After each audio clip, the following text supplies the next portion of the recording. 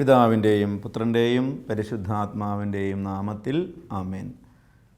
വിശുദ്ധ മർക്കോസ് എഴുതിയ സുവിശേഷം 9-ാം അധ്യായം 14 മുതൽ 29 ഉൾപ്പെടെയുള്ള തിരുവചനങ്ങൾ.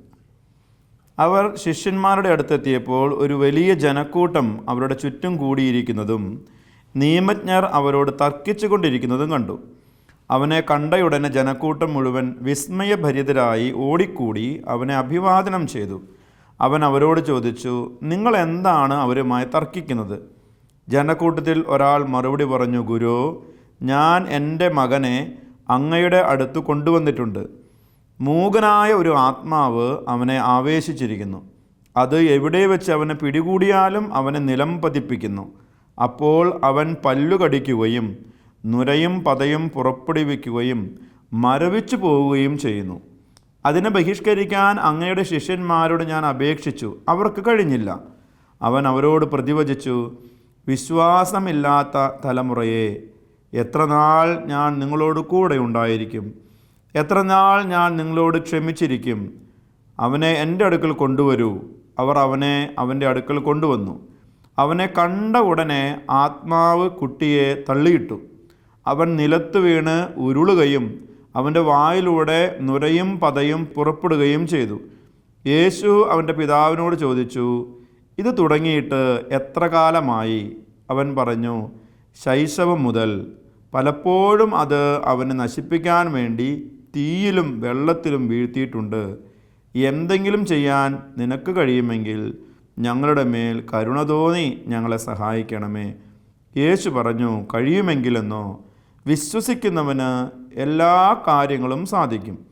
ഉടനെ കുട്ടിയുടെ പിതാവ് വിളിച്ചു പറഞ്ഞു, ഞാൻ വിശ്വസിക്കുന്നു, എൻ്റെ അവിശ്വാസം പരിഹരിച്ച് എന്നെ സഹായിക്കണമേ. ജനങ്ങൾ ഓടിക്കൂടുന്നത് കണ്ട് യേശു അശുദ്ധാത്മാവിനെ ശകാരിച്ചു. മൂകനും ബധിരനുമായ ആത്മാവേ, നിന്നോട് ഞാൻ ആജ്ഞാപിക്കുന്നു, അവനിൽ നിന്ന് പുറത്തു പോവുക, ഇനി ഒരിക്കലും അവനിൽ പ്രവേശിക്കരുത്. അപ്പോൾ അവനെ ശക്തിയായി നിലത്ത് തള്ളിയിടുകയും ഉച്ചത്തിൽ നിലവിളിക്കുകയും ചെയ്തുകൊണ്ട് അത് പുറത്തുപോയി. ബാലൻ മരിച്ചവനെ പോലെയായി. അവൻ മരിച്ചുപോയി എന്ന് പലരും പറഞ്ഞു. യേശു അവനെ കൈക്ക് പിടിച്ചു ഉയർത്തി. അവൻ എഴുന്നേറ്റിരുന്നു. യേശു വീട്ടിലെത്തിയപ്പോൾ ശിഷ്യന്മാർ സ്വകാര്യമായി ചോദിച്ചു, എന്തുകൊണ്ടാണ് അതിനെ ബഹിഷ്കരിക്കാൻ ഞങ്ങൾക്ക് കഴിയാതെ പോയത്? അവൻ പറഞ്ഞു, പ്രാർത്ഥന കൊണ്ട് അല്ലാതെ മറ്റൊന്നുകൊണ്ടും ഈ വർഗം പുറത്തു പോവുകയില്ല. സ്നേഹമുള്ളവരെ, വളരെ ഹൃദയസ്പർശിയായ ഒരു സിനിമ കാണുന്നത് പോലെ നമ്മുടെ മനസ്സിലേക്ക് വ്യത്യസ്തങ്ങളായ രംഗങ്ങളും കഥാപാത്രങ്ങളും കടന്നു വരുന്ന ഒരു സുവിശേഷ ഭാഗമാണ് നമ്മൾ വായിച്ചു കേട്ടത്. ഈശോ ഈ കുഞ്ഞിനെ, ഈ ബാലനെ സുഖപ്പെടുത്തുന്നതിന് മുൻപ് ഇവൻ്റെ അപ്പനോട് ചോദിക്കുന്നൊരു ചോദ്യമുണ്ട്. മർക്കോസിൻ്റെ സുവിശേഷം 9-ാം അധ്യായം 21-ാം തിരുവചനം. യേശു അവൻ്റെ പിതാവിനോട് ചോദിച്ചു, ഇത് തുടങ്ങിയിട്ട് എത്ര കാലമായി? ഇത് ചോദിക്കാൻ കാരണമെന്ന് പറയുന്നത്, യേശുവിൻ്റെ മുൻപിൽ വെച്ച് തന്നെ ഈ പിശാച് ഈ കുട്ടിയെ തള്ളിയിടുന്നു. അവൻ്റെ വായിൽ നിന്ന് നുരയും പതയും വരുന്നു. കുട്ടി യേശുവിൻ്റെ മുൻപിൽ തന്നെ കിടന്ന് ഉരുളുന്നു. ഈ വെപ്രാളം കണ്ട് യേശു പകയ്ക്കുന്നില്ല.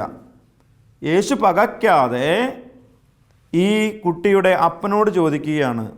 ഒരു ഫിസിഷ്യൻ ചോദിക്കുന്നത് പോലെ, ഒരു ഡോക്ടർ ചോദിക്കുന്നത് പോലെ, എത്ര കാലമായി? നമ്മൾ ഡോക്ടറുടെ അടുത്തൊക്കെ ചെല്ലുമ്പോൾ ഡോക്ടർ ചോദിക്കുന്നൊരു ചോദ്യമുണ്ടല്ലോ, എത്ര കാലമായി ചുമ തുടങ്ങിയിട്ട്? എത്ര ദിവസങ്ങളായി പനി തുടങ്ങിയിട്ട്? എൻക്വയറി, ഒരു അന്വേഷണം നടത്തുകയാണ് ഈ വ്യക്തി. സ്നേഹമുള്ളവരെ, അത് നിങ്ങൾ ആലോചിച്ച് നോക്കിക്കേ. Jesus is a spiritual healer, he is a spiritual physician.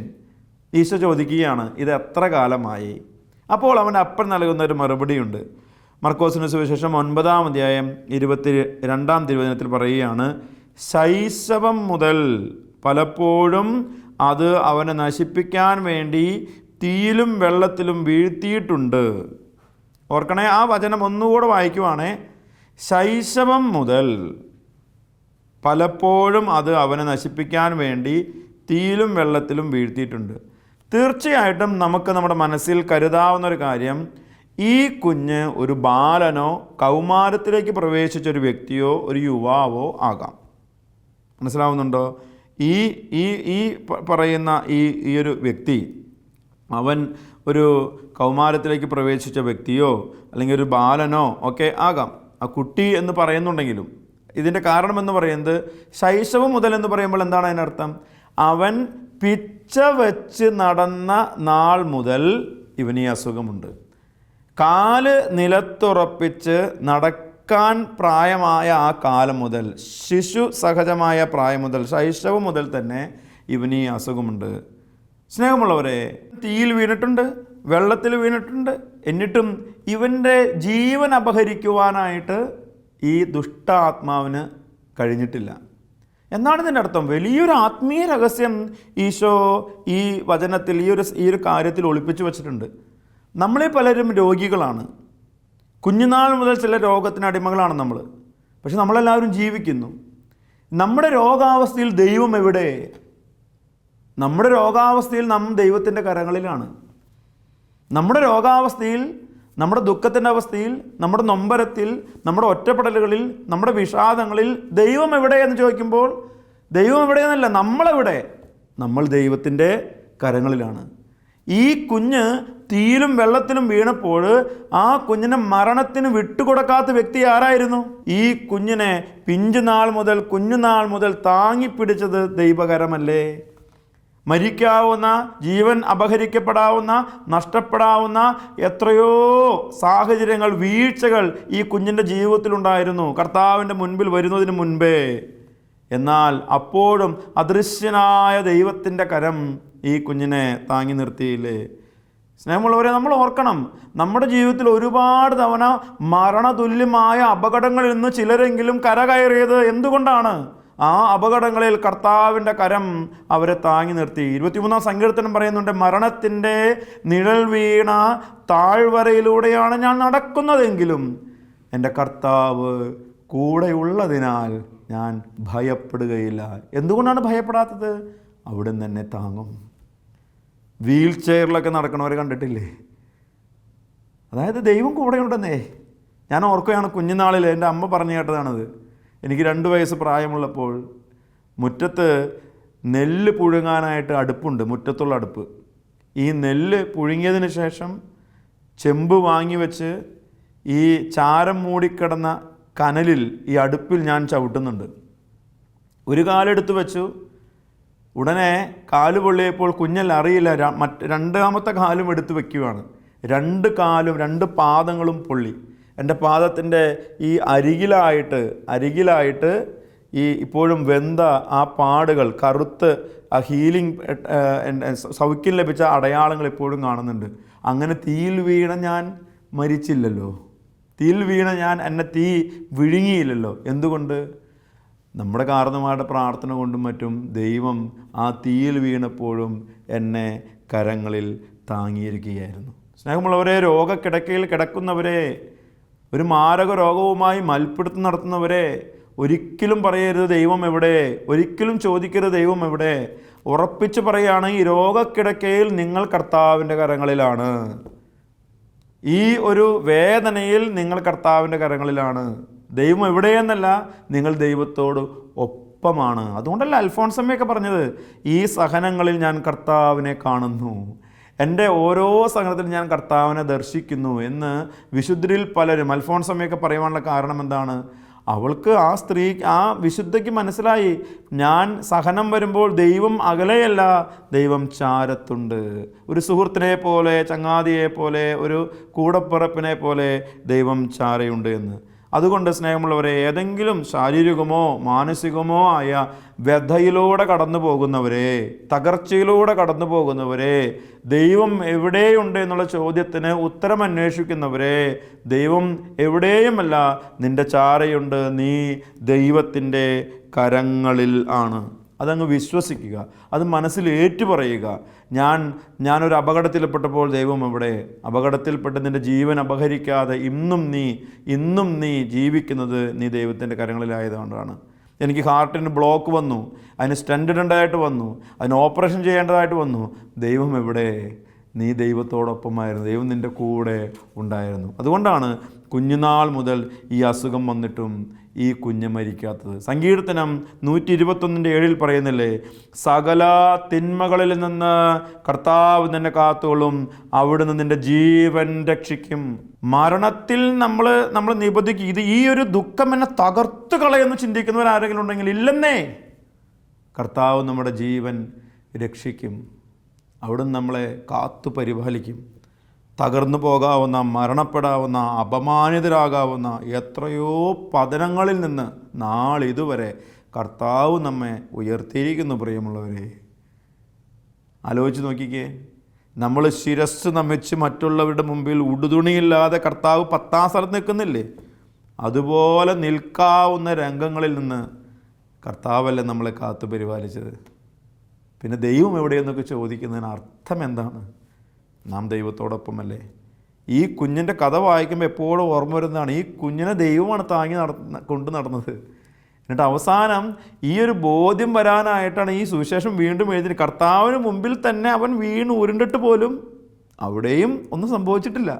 മണ്ണിക്കിടന്ന് ഉരുളുകയാണ്. പിശാചുവിനെ വലിച്ച് മണ്ണിലേക്ക് എറിഞ്ഞു. ഈശോയുടെ മുമ്പിൽ വെച്ച് തന്നെ പിശാചുവിനെ വലിച്ച് നിലത്തിടുന്നുണ്ട്.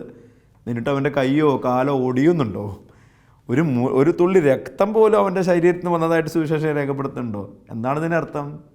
കർത്താവിൻ്റെ സാന്നിധ്യത്തിൽ അവൻ വീണപ്പോഴും കർത്താവിൻ്റെ നോട്ടം, കർത്താവിൻ്റെ സംരക്ഷണം അവൻ്റെ കൂടെ ഉണ്ടായിരുന്നു. സങ്കീർത്തനം 46:1 പറയുന്നില്ലേ, ദൈവമാണ് നമ്മുടെ അഭയശക്തിയും, കഷ്ടതകളിൽ നിന്ന് അവിടുന്ന് സുനിശ്ചിതമായ തുണയാണ്. ഈ വചനമൊക്കെ നമ്മളെ ഇന്ന് സൗഖ്യപ്പെടുത്തട്ടെ. ഇതാ പാമ്പുകളുടെയും തേളുകളുടെയും മീതെ ചവിട്ടി നടക്കാൻ നിങ്ങൾക്ക് ഞാൻ അധികാരം തന്നിരിക്കുന്നു, അവയൊന്നും നിങ്ങൾ ഉപദ്രവിക്കുകയില്ല. ഒരുപക്ഷെ കൃഷിക്കാർക്കുള്ള വചനമൊക്കെ തോന്നാം. നമ്മൾ ഈ പറമ്പിലൊക്കെ പണിയെടുക്കുന്ന സമയത്ത് പാമ്പിനെ നമ്മൾ ചവിട്ടിയിട്ടുണ്ട്, തേളിനെ നമ്മൾ ചവിട്ടിയിട്ടുണ്ട്, ചിലപ്പോഴൊക്കെ തേൾ നമ്മളെ കടിച്ചിട്ടുണ്ട്, പാമ്പിൻ്റെ ദംശനം ഏറ്റിട്ടുണ്ട്, എന്നിട്ടും ജീവിച്ചിരിക്കുന്നില്ലേ? മാരകമായ വിഷപ്പാമ്പിൻ്റെ ദംശനമേറ്റവർ ജീവിച്ചിരിക്കുന്നില്ലേ? കർത്താവിൻ്റെ വചനം അവിടെ സാക്ഷാത്കരിക്കപ്പെടുകയാണ്, നിറവേറ്റപ്പെടുകയാണ്. ഇതാ ഞാൻ നിങ്ങളുടെ കൂടെ ഉണ്ടെന്നുണ്ടെങ്കിൽ നിങ്ങൾ എത്ര പാമ്പിന് ചവിട്ടിയാലും എത്ര അപകടത്തിൽ വന്നാലും നിങ്ങൾക്കൊന്നും സംഭവിക്കില്ലെന്നേ. Because I am with you. ഞാനാണ് നിങ്ങളുടെ കൂടെയുള്ളത്. ഈ ഒരു വചനത്തിൻ്റെ വലിയൊരു അഭിഷേകത്തിന് വേണ്ടി നമ്മൾ പ്രാർത്ഥിക്കണം കേട്ടോ സ്നേഹമുള്ളവരെ. സുവിശേഷം തുടർന്ന് വായിച്ചു വരുമ്പം, ഈ സുവിശേഷം ഭാഗം തുടർന്ന് വായിച്ചു വരുമ്പോൾ മർക്കോസിൻ്റെ സുവിശേഷം 9-ാം അധ്യായം 25-ാം വചനം ഇപ്രകാരം പറയുകയാണ്, ജനങ്ങൾ ഓടിക്കൂടുന്നത് കണ്ട് യേശു അശുദ്ധാത്മാവിനെ ശകാരിച്ചു. എങ്ങനെയാണ് ശകാരിക്കുന്നത്? മൂകനും ബധിരനുമായ ആത്മാവേ, നിന്നോട് ഞാൻ ആജ്ഞാപിക്കുന്നു, അവനിൽ നിന്നും പുറത്തു പോവുക. അശുദ്ധാത്മാവിനെ അവൻ ശകാരിക്കുകയാണ്. സ്നേഹമുള്ളവരെ, 2 കാര്യങ്ങൾ പ്രത്യേകിച്ച് ഈ ആധുനിക യുഗത്തിൽ നമ്മൾ മനസ്സിൽ ഓർത്തിരിക്കണം. അതായത് യുക്തിവാദം ഏറ്റവും കൂടുതൽ ആകർഷിക്കപ്പെടുന്ന ഒരു കാലഘട്ടത്തിലാണ് നമ്മൾ. അതായത് നമ്മൾ യുക്തി നമ്മുടെ ബുദ്ധിയെ പിടിക്കും, അപഗ്രഥിക്കും. അതായത് പിശാച് നമ്മളുടെ ബുദ്ധിയെ കീഴടക്കുന്നൊരു കാലഘട്ടമാണ്. ഇതൊന്നും കുഴപ്പമില്ല എന്ന് പറയുന്നൊരു കാലഘട്ടത്തിലാണ് നമ്മൾ ജീവിക്കുന്നത്. അതുകൊണ്ട് എന്താ പറയണേ, ഒരു പൈശാചിക ശക്തിയുണ്ട്, തിന്മയുടെ ശക്തിയുണ്ട്. എല്ലാം മനഃശാസ്ത്രമല്ല. ഇന്ന് ശാസ്ത്രം വളർന്ന് ഇത് സൈക്കോളജിക്കൽ ഡിഫക്ട്സ് ആണ്. അതല്ല, psychological defects could be there. മനസ്സിൻ്റെതായ വ്യതിചലനങ്ങൾ അവിടെ ഉണ്ടാകാം, കുറവുകളുണ്ടാകാം. പക്ഷേ എല്ലാം അങ്ങനെ അല്ല. ഈവിൾ സ്പിരിറ്റ്, അശുദ്ധാത്മാവ് ഉണ്ട്, തിന്മയുടെ ശക്തി ഉണ്ട്. അത് നമ്മുടെ ഭവനത്തിലുണ്ടാകാം, നമ്മുടെ ഉള്ളിലുണ്ടാകാം, നമ്മുടെ ചുറ്റുമുണ്ടാകാം. ഈശോ ബന്ധിക്കുകയാണ്. അതുകൊണ്ട് നമ്മൾ മനസ്സിലാക്കണം. അതുകൊണ്ട് 2ാമത്തെ ആശയം എന്ന് പറയുന്നത്, തിന്മയുടെ ശക്തി ഉണ്ട് എന്നുണ്ടെങ്കിൽ വി നീഡ് എ ഡെലിവറൻസ്.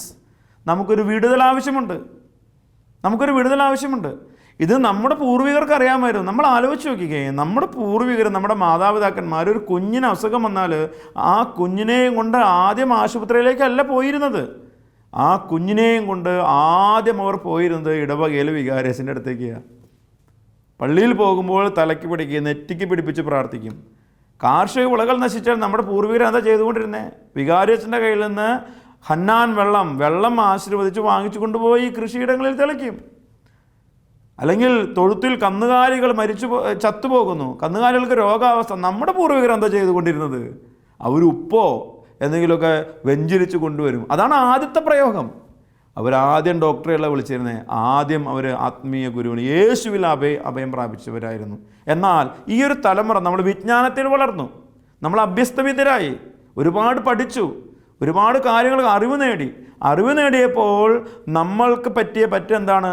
നമ്മൾ ദൈവത്തിൽ നിന്നകന്ന് ഈ മനുഷ്യനിലേക്കും ശാസ്ത്രത്തിലേക്കും ആദ്യമേ തിരിയാൻ തുടങ്ങി. ശാസ്ത്രവും വൈദ്യവും തെറ്റെന്നല്ല പറഞ്ഞത്, അത് വേണം. പക്ഷേ അതോടൊപ്പം നമുക്ക് ദൈവത്തിൻ്റെ ശക്തിയിലും ആശ്രയിക്കണ്ടേ സ്നേഹമുള്ളവരെ.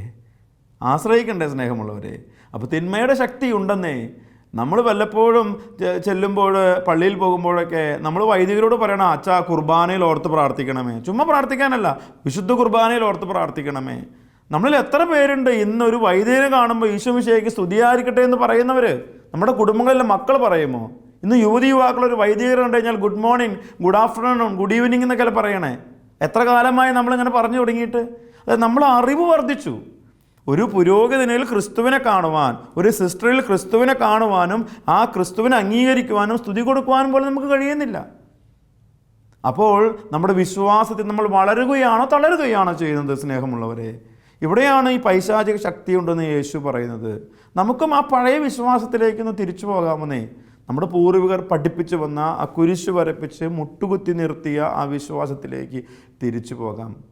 നമ്മളുടെ 10ാം ക്ലാസ്സും 12ാം ക്ലാസ്സും വരെയൊക്കെ പഠിപ്പിച്ച വേദപാഠം പഠിച്ച കുട്ടികൾ സ്നേഹമുള്ളവരെ ഈ 12ാം ക്ലാസ് കഴിയുമ്പോൾ എന്തുകൊണ്ടാണ് പള്ളിയുടെ പിറകിലേക്ക് പോകുന്നത്? എന്തുകൊണ്ട് ഒരു പള്ളിയിൽ വരുമ്പോൾ അതുവരെ കുമ്പിട്ട് മുട്ടുകുത്തി നിന്ന് താണു വണങ്ങി ആരാധിച്ചൊരു വ്യക്തി, അതുവരെ പുസ്തകമെടുത്ത് കുർബാനയിൽ പങ്കെടുത്തൊരു വ്യക്തി, ഒരു 8ാം ക്ലാസ്സോ 9ാം ക്ലാസ്സോ 10ാം ക്ലാസ്സോ ഒക്കെ കഴിയുമ്പോൾ എന്തുകൊണ്ടാണ് പിറകിലേക്ക് പോകുന്നത്? അതായത് ഈ വിശ്വാസം ഇവൻ്റെ സിസ്റ്റത്തിലേക്ക്, ഇവൻ്റെ ബുദ്ധിയിലേക്ക്, ഇവൻ്റെ ഓർമ്മയിലേക്ക്, ഇവൻ്റെ ജീവിതത്തിലേക്ക് ഇറങ്ങിയിട്ടില്ല. അതെല്ലാം ഈ മറ്റൊരു തരത്തിൽ പോയി എന്ന് മാത്രം. സ്നേഹമുള്ളവരെ, നമ്മുടെ ജീവിതത്തിലൊരു ദുഃഖമുണ്ടോ രോഗമുണ്ടോ, നമ്മൾ ആദ്യം ആശ്രയിക്കേണ്ടത് വൈദ്യനിലല്ല, തമ്പുരാനിൽ. ഞാൻ വ്യക്തിപരമായ ജീവിതത്തിൽ ഇപ്പം ഏതെങ്കിലും ധ്യാനത്തിന് പോകുമ്പോൾ പോലും, ഇടവകയിൽ ധ്യാനിപ്പിക്കാൻ പോകുമ്പോൾ പരമാവധി പരിശ്രമിക്കാറുണ്ട് ആ ഇടവകയിൽ വികാരിയച്ഛൻ്റെ കയ്യിൽ നിന്ന് ഒരു കൈവെപ്പ് വാങ്ങിക്കുക. പിതാക്കന്മാരെ എവിടെ കണ്ടാലും ഒരു കൈവെപ്പ് വാങ്ങിക്കുക. അവർ മനുഷ്യരാണെന്ന് ചിന്തിക്കുന്നവരുണ്ട്. സാരമല്ല, നമ്മളൊക്കെ എല്ലാവരും മനുഷ്യരല്ലേ. പക്ഷേ ദൈവം അവർക്കൊരു അധികാരം കൊടുത്തിട്ടുണ്ടല്ലോ. നമുക്ക് പ്രാർത്ഥിക്കും. ഒരു വൈദികൻ്റെ പ്രാർത്ഥന കിട്ടിയാൽ നമുക്ക് എന്താ നഷ്ടം? ഒരു പുരോഹിതൻ്റെ പ്രാർത്ഥന കിട്ടിയാൽ നമുക്ക് എന്തെങ്കിലും നഷ്ടമുണ്ടോ? ഒരു മെത്രാനച്ചൻ്റെ പ്രാർത്ഥന കിട്ടിയാൽ നമുക്ക് എന്തെങ്കിലും നഷ്ടമുണ്ടോ? അതുകൊണ്ട് നമ്മൾ ഇവരോടൊക്കെ പ്രാർത്ഥിക്കാൻ പറയണം. അപ്പോൾ രണ്ടാമത്തെ കാര്യം എന്ന് പറയുന്നത് തിന്മയുടെ ശക്തികൾ ഉണ്ട് എന്ന് നമ്മൾ തിരിച്ചറിയണം സ്നേഹമുള്ളവരെ. അപ്പോൾ അത് ആത്മഹത്യ നടന്ന കുടുംബങ്ങളൊക്കെ ഉണ്ടെങ്കിൽ ആത്മഹത്യയുടെ ശക്തി ആ കുടുംബത്തിലുണ്ടാകും. നമ്മുടെ ഈ ആത്മീയ ശുശ്രൂഷയിൽ ഈ വളർന്ന കാലഘട്ടത്തിൽ ഒരു വലിയ തിരിച്ചറിവാണ് സ്നേഹമുള്ളവർ. ആത്മഹത്യ നടന്നൊരു കുടുംബമാണോ, അത് ആ കുടുംബാംഗങ്ങൾ വളരെ ശക്തിപൂർവ്വം ദൈവത്തോട് ചേർന്ന് നിന്ന് ആ ആത്മഹത്യയുടെ ദുഷ്ടപിശാചിനെ ബന്ധിച്ച് ബഹിഷ്കരിച്ച് അതിനെ ആട്ടിപ്പായച്ച് പ്രാർത്ഥിച്ചില്ല എന്നുണ്ടെങ്കിൽ വല്ലപ്പോഴും ആ കുടുംബത്തിൽ ഈ ഒരു അരൂപി വ്യാപരിക്കും. തമാശയ്ക്ക് പോലും ഞാൻ പോയി ചത്തുകളയുമെന്നൊന്നും പറയരുത്. എന്തെന്നാൽ ആ ദുഷ്ടാരൂപി അവിടെ ഉണ്ടെന്നേ.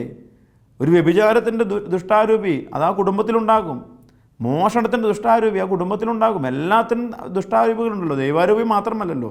അപ്പോൾ ഇവയൊക്കെ ബന്ധിച്ച് പ്രാർത്ഥിക്കുവാനും ഒരു ഡെലിവറൻസ് സ്വീകരിക്കുവാനുമൊക്കെ നമുക്ക് സാധിക്കണം സ്നേഹമുള്ളവരെ. ഇവയൊന്നൊരു മിത്തല്ല, ഇവയൊന്നും കെട്ടുകഥകളല്ല. ഈ ബൈബിൾ സത്യമാണെന്ന് നമ്മൾ വിശ്വസിക്കണം. പിശാച് നമ്മൾ പറയുന്നത് ഇതൊക്കെ കഥയാണ്. അതുകൊണ്ടല്ലേ പിശാച് ആദ്യം പഠിപ്പിച്ച പാഠം എന്നതാ? ഉൽപ്പത്തിയുടെ പുസ്തകത്തിലുണ്ട്. പിശാച് ആദ്യം പഠിപ്പിച്ച പാഠം ദൈവം വിശ്വസിക്കാൻ കൊള്ളാത്തവനാണ്. ഹവ്വയോട് പറഞ്ഞ് പഠിപ്പിച്ചതല്ലേ? അതായത് ഈ തോട്ടത്തിലെ കഴിക്കരുത് എന്ന് പറഞ്ഞ ആ പഴം നീ കഴിച്ചാൽ നീ ചാവത്തില്ല, നീ മരിക്കില്ല. ദൈവം കള്ളനും പിശാച് നല്ലവനും. അങ്ങനെ ദൈവം പറഞ്ഞതിനെ കള്ളത്തരമായി ചിത്രീകരിച്ചതിന് ശേഷമാണ് ഹവ്വ ആ പഴം ഭക്ഷിക്കുന്നത്. എന്നിട്ട് അവൾ ശരിയാണ്, അവൾ ഫിസിക്കലി അവൾ മരിക്കുന്നില്ല, എന്നാൽ അവളുടെ ആത്മാവ് നഷ്ടപ്പെട്ടില്ലേ? നമ്മൾ മനസ്സിലാക്കണം. മൂന്നാമത്തെ ഒരു ആശയം എന്ന് പറയുന്നത് മർക്കോസിൻ്റെ സുവിശേഷം, ഇതേ സുവിശേഷത്തിന് 9-ാം അധ്യായം 29-ാം തിരുവചനം. ശിഷ്യന്മാർ ചോദിക്കുകയാണ്, എന്തുകൊണ്ട് ഞങ്ങൾക്ക് ഈ പിശാചിനെ പുറത്താക്കാൻ കഴിഞ്ഞില്ല? ഈശോ ഒറ്റമൂലി പറയുകയാണ്, പ്രാർത്ഥന കൊണ്ടല്ലാതെ ഈ വർഗം പുറത്തു പോകില്ല. എന്താണ് അതിനർത്ഥം? നമുക്ക് ചുറ്റും നമ്മിലുമൊക്കെ ഈ പൈശാചിക ശക്തികളുടെ തിന്മയുടെ സ്വാധീനം എന്നും ഉണ്ടെന്നേ. നമ്മൾ കുളിച്ചു കഴിഞ്ഞ് നമ്മൾ ആ കുളിമുറിയിൽ നിന്ന് പുറത്തേക്ക് ഇറങ്ങുമ്പോൾ പൊടിയിലേക്ക് ഇറങ്ങുന്നേ, നാം പോലും കാണാത്ത പൊടികളുണ്ടല്ലോ. അതല്ലേ നമ്മുടെ വീട്ടിൽ ഈ പണ്ട് ഓടിട്ട വീടുകളിലൊക്കെ ഈ ചില്ലിലൂടെ പ്രകാശം വരുമ്പോൾ ആ പ്രകാശ കണികയിൽ നമ്മൾ നോക്കുമ്പോൾ ആ പ്രകാശം ഇങ്ങനെ വരുമ്പോൾ അതിൽ പൊടിപടലങ്ങളുണ്ടല്ലോ നമുക്ക് കാണുവാൻ സാധിക്കും. എന്നാൽ ആ പ്രകാശമില്ല എന്നുണ്ടെങ്കിൽ നമുക്ക് ഈ പൊടിപടലങ്ങൾ കാണാൻ സാധിക്കില്ല. അത് എത്ര വിശുദ്ധനായ വ്യക്തിയും കുമ്പസാരിച്ച ശേഷവും അല്ലെങ്കിൽ അവൻ ഏതൊരു ജീവിത നവീകരണത്തിന് ശേഷവും ഈ പോകുന്ന സാഹചര്യങ്ങൾ എന്ന് പറയുന്നത് പാപകരമായ സാഹചര്യങ്ങളാണ്. ചുറ്റിനുമുണ്ട് സാഹചര്യങ്ങൾ. അത് തിന്മ എന്ന് പറയുന്നത് നമുക്ക് ചുറ്റിനുമുണ്ട്, നമ്മിലുണ്ട്, നാം ഇടപെടുന്ന വ്യക്തികളിലൊക്കെ ഉണ്ടെന്നേ. ആരും വിശുദ്ധരല്ലല്ലോ നമ്മളെല്ലാവരും. അതുകൊണ്ടല്ലേ 1 കൊരിന്ത്യർ 10:12 പറയുന്നത്, നിൽക്കുന്നു എന്ന് കരുതുന്നവൻ വീഴാതിരിക്കട്ടെ. മനുഷ്യ സാധാരണമായ ഒരു പ്രലോഭനങ്ങളും നിങ്ങൾക്ക് അതിജീവിക്കേണ്ടതായിട്ട് വന്നിട്ടില്ല, ഇനി വരികയുമില്ല. ദൈവം വിശ്വസ്തനാണ്, ദൈവത്തിൽ ആശ്രയിക്കുക. എത്ര മനോഹരമാണ്. അതായത് വീഴാൻ കഴിയാത്തത്ര ആഴത്തിലുള്ള വേരോട്ടമൊന്നും നമുക്കില്ലെന്നേ. അതുകൊണ്ട് നിരന്തരമായ പ്രാർത്ഥനയിൽ നമ്മൾ ഊർജം നമ്മൾ നേടണം. ലാസലേറ്റ് മലയിൽ 1846 സെപ്റ്റംബർ മാസം 19 ഫ്രാൻസിലെ ലാസലേറ്റ് മലയിൽ പരിശുദ്ധ അമ്മ പ്രത്യക്ഷപ്പെട്ടപ്പോൾ ആ അമ്മ മാക്സിമിൻ മെലനി എന്ന് പറയുന്ന കുട്ടികളോട് ചോദിക്കുന്നുണ്ട്, മക്കളെ നിങ്ങൾ പ്രാർത്ഥിക്കാറുണ്ടോ? അവർ പറഞ്ഞു, ഇല്ല, പ്രാർത്ഥിക്കാറില്ല, ഞങ്ങൾക്കത് എന്താണെന്ന് പോലും അറിയില്ല. എന്നിട്ട് ഈ അമ്മ സ്നേഹത്തോടെ ഈ മക്കളോട് പറഞ്ഞൊരു ദൂതുണ്ട്. എന്നാണെന്നറിയുമോ? മക്കളെ, നിങ്ങൾ പ്രാർത്ഥിക്കണം, രാവിലെയും വൈകിട്ടും പ്രാർത്ഥിക്കണം. ഇനി ഒട്ടും സമയമില്ലെങ്കിൽ ഒരു സ്വർഗസ്ഥനായ പിതാവ് ഒരു നന്മ നിറഞ്ഞ മറിയുമെങ്കിലും ചൊല്ലണം. ഇത്ര സ്നേഹത്തോടെ പറയണം. അതായത് നമ്മൾ പ്രാർത്ഥിക്കണം. എന്തിനാണ് ഈ പ്രാർത്ഥന? നമ്മൾ വീഴാതിരിക്കാൻ, വീഴുമ്പോൾ ദൈവം താങ്ങുവാനായിട്ട്. നിരന്തരമായ പ്രാർത്ഥന. ജോലി ചെയ്യുമ്പോൾ, ജോലിക്ക് പോകുമ്പോൾ, നടക്കുമ്പോൾ, കുളിക്കുമ്പോൾ. പ്രാർത്ഥന എന്ന് പറയുന്നത് മറ്റൊന്നുമല്ല, നമ്മൾ ദൈവത്തിലായിരിക്കണം, ദൈവം നമ്മോടൊപ്പമുണ്ടെന്നുള്ള ഓർമ്മ വേണം. ഞാൻ ഈ ചെയ്യുന്നതൊക്കെ ദൈവം നോക്കുന്നുണ്ട് എന്നുള്ളൊരു ഓർമ്മപ്പെടുത്തലാണ് പ്രാർത്ഥന എന്ന് പറയുന്നത്. ഈ പ്രാർത്ഥനയുണ്ടെങ്കിലേ എന്നെ ദൈവം നോക്കുന്നുണ്ട് എന്നുള്ളൊരു ചിന്ത വരുള്ളൂ. സ്നേഹമുള്ളവരെ, പ്രാർത്ഥന എന്ന് പറയുന്നത് എന്തെങ്കിലും കിട്ടാൻ വേണ്ടി മാത്രമല്ല, എന്തെങ്കിലും ലഭിക്കാൻ വേണ്ടി മാത്രമല്ല. I am in the presence of God. ഞാൻ ദൈവത്തിൻ്റെ സാന്നിധ്യത്തിലാണ്. ഈ പ്രാർത്ഥിക്കുന്ന വ്യക്തികൾക്ക് ഒരുപാട് ഭയമൊന്നും ഉണ്ടാവില്ല. പ്രാർത്ഥിക്കുന്ന വ്യക്തികൾക്ക് തിന്മയെ അതിജീവിക്കാൻ കഴിയുന്നത് എന്തുകൊണ്ടാണ്? നേരത്തെ പറഞ്ഞില്ലേ, അവൻ പാമ്പിനെ ചവിട്ടിയാലും തേളിനെ ചവിട്ടിയാലും ദൈവം കൂടെയുണ്ടെന്നുള്ളൊരു ഓർമ്മപ്പെടുത്തലാണ് പ്രാർത്ഥന. അതുകൊണ്ട് ഈ ശിഷ്യന്മാർക്ക് ഇത് എന്തുകൊണ്ട് ഈ പിശാചിനെ പുറത്താക്കാൻ കഴിഞ്ഞില്ല എന്നുള്ളതിൻ്റെ ഉത്തരമായി ഈശോ കൊടുക്കുന്നത് എന്താണ്? നിങ്ങൾ എന്നിൽ ആശ്രയിച്ചില്ല. പ്രാർത്ഥന എന്ന് പറഞ്ഞാൽ മറ്റൊന്നുമല്ല, ദൈവാശ്രയമാണത്. ദൈവാശ്രയം. ദൈവത്തിൽ ആശ്രയിക്കുന്ന വ്യക്തികൾക്ക് ഇവയൊക്കെ അതിജീവിക്കാൻ കഴിയുന്ന മനോഹരമായ ഒരു ദൂതല്ലേ നൽകണേ സ്നേഹമുള്ളവരെ. അതുകൊണ്ടല്ലേ കൊടുങ്കാറ്റ് വരുമ്പോഴും പേമാരി വരുമ്പോഴും ഈശോ വള്ളത്തിലുണ്ടായിരുന്നു. ഈശോ വള്ളത്തിലുണ്ടായിരുന്നിട്ട് പോലും ശിഷ്യന്മാർ നിലവിളിക്കുകയാണ്. അതായത് ഈശോ ഉള്ളപ്പോൾ വള്ളം മുങ്ങില്ല എന്ന് വിശ്വസിക്കുവാനുള്ള ആഴം അവരുടെ വിശ്വാസത്തിനില്ലാതെ പോയി. അതുകൊണ്ടാണ് ഈശോ എഴുന്നേറ്റ് ശകാരിക്കുന്നുണ്ടല്ലോ, അല്പവിശ്വാസികളെ എന്ന് ശകാരിക്കുകയല്ലേ. അത് മർക്കോസിൻ്റെ സുവിശേഷം 4-ാം അധ്യായത്തിൻ്റെ അവസാന ഭാഗങ്ങളിൽ അവൻ ഉണർന്ന് കാറ്റിനെ ശാസിച്ചുകൊണ്ട് കടലിനോട് പറഞ്ഞു, അടങ്ങുക, ശാന്തമാവുക. അവൻ അവരോട് ചോദിച്ചു, നിങ്ങൾ ഭയപ്പെടുന്നതെന്ത്? നിങ്ങൾക്ക് വിശ്വാസമില്ലേ?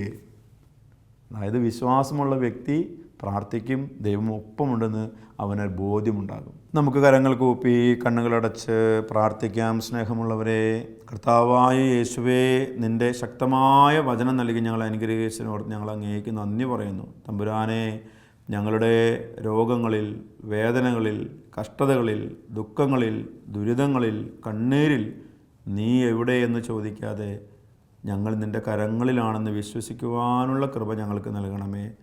കർത്താവേ, നീ ഞങ്ങളോടൊപ്പമുണ്ട് എന്നുണ്ടെങ്കിൽ ഞങ്ങൾക്ക് ഒന്നിനെയും ഭയപ്പെടാനില്ല എന്നുള്ള ആഴത്തിലുള്ള വിശ്വാസം ഞങ്ങൾക്ക് നൽകണമേ. നിരന്തരമായ പ്രാർത്ഥനയിൽ ആഴപ്പെടുവാനുള്ള ശക്തി ഞങ്ങൾക്ക് എല്ലാവർക്കും നൽകണമേ. ജീവിതത്തിലെ ഒരു തകർച്ച പോലും കർത്താവേ ഞങ്ങളെ നിന്നിൽ നിന്ന് അകറ്റാതിരിക്കട്ടെ. മറിച്ച് നിന്നെ അള്ളിപ്പിടിച്ച് നീ ഞങ്ങളോടൊപ്പമുണ്ട് എന്ന് വിശ്വസിക്കുവാൻ, നീ ഞങ്ങൾ ഒരിക്കലും കൈവിടിയില്ല എന്ന് വിശ്വസിക്കുവാൻ ശക്തി ഞങ്ങൾക്ക് നൽകണമേ. അമ്മ മാതാവേ, സ്വന്തം മകൻ്റെ ദാരുണമായ കുരിശുമരണം കണ്ട് കുരിശു ചുവട്ടിൽ നിന്നവളെ ഞങ്ങൾക്കായി മാധ്യസ്ഥം വഹിക്കണമേ. വിശുദ്ധ ഔസേപ്പിതാവേ, ഞങ്ങൾക്കായി പ്രാർത്ഥിക്കണമേ. നമ്മുടെ കർത്താവ് യേശു മിശിഹായുടെ കൃപയും പിതാവായ ദൈവത്തിൻ്റെ സ്നേഹവും പരിശുദ്ധാത്മാവിൻ്റെ സംസർഗവും നിങ്ങളോട് കൂടെ ഉണ്ടായിരിക്കട്ടെ, ഇപ്പോഴും എപ്പോഴും എന്നേക്കും. ആമേൻ.